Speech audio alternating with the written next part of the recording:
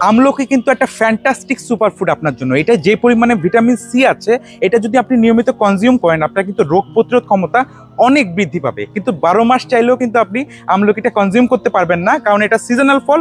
পাশাপাশি আপনার এই আমলকির স্বাদও কিন্তু অনেকের পছন্দ না। সো ওয়াটার অ্যান্ড প্ল্যান্টের যে আমলাপ্রাশ আছে, এখানে আমরা 55%-এর বেশি আমলকি ব্যবহার করেছি।